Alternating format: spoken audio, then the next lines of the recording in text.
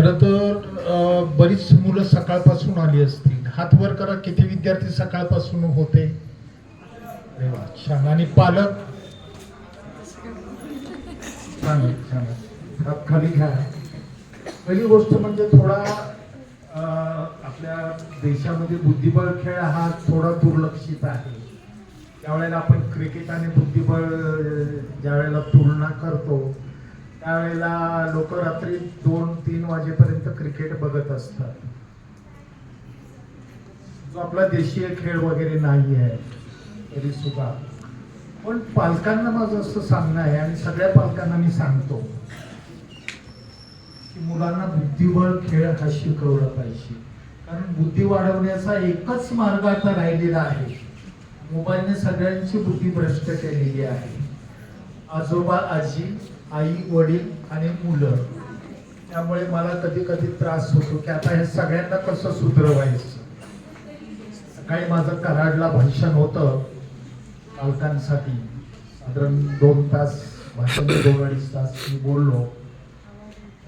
कोणाकोणाला बदलायचं असा प्रश्न पडतो. पालकांना बदलायचं की आजोबाजींना बदलायचं की मुलांना बदलवायचं, कोणाकोणाला. तरी आम्ही प्रयत्न करतो.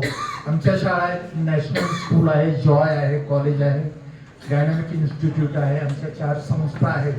मी प्रयत्न करत असतो यांना बदलवायचा.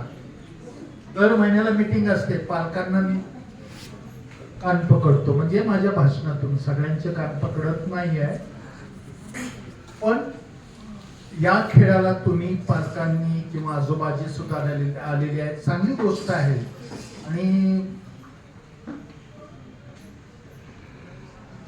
तुम्ही याला जास्तीत जास्त प्रोत्साहन दिलं पाहिजे. आता जगामध्ये असं कुठलीही परिस्थिती राहिलेली नाही की मुलांचं संस्कार होतील, मुलांची बुद्धी वाढेल. आता काय झालं की बुद्धी इतकी वाढलेली आहे ना की नको त्या गोष्टी त्यांना कळायला लागले. त्यामुळे आई वडिलांना झोपमुळे आणि मुलांना मोबाईलमुळे आणि आजोबाजींना वयामुळे या सगळ्या पिढीला आहे. तिन्ही पिढ्या काय बोलत नाहीये. त्याने सांगितलं की काही दिव्यांग लोक इथे आलेली आहेत, त्यांनी सुद्धा भाग घेतलेला. लहान लहान मुलं त्यांनी भाग घेतला होता, पालकांनी भाग घेतलेला होता. खर तर हा घरातलाच आहे आमच्या. पण मला काही मदत करता आली नाही इतकी. आज सकाळी माझं कराडला व्याख्यान होतं. नंतर आता आम्ही मीटिंग वरून आलो इथे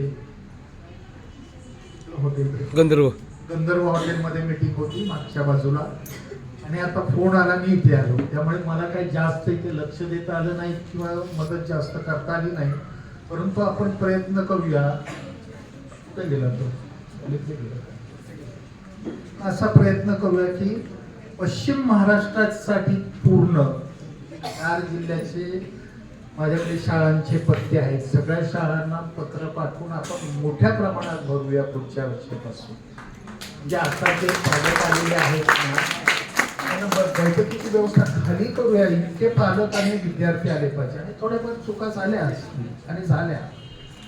मला फोन आले किंवा की असं असं झालं. म्हटलं काय आहे की हा एकटा आहे, त्याच्याबरोबर फार मोठा जमाव नाही आहे.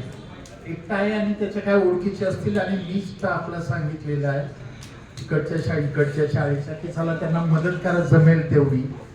पण एकट्याने त्या मनाने बरे कार्य केलेलं आहे या स्पर्धेचं. पण पुढच्या वर्षी जानेवारी महिन्यामध्ये, दरवर्षी जानेवारी महिन्यामध्ये ही स्पर्धा मोठ्या प्रमाणात भरेल असं मी त्याला त्या प्रकारे मी मदत करण्याचा प्रयत्न करेन.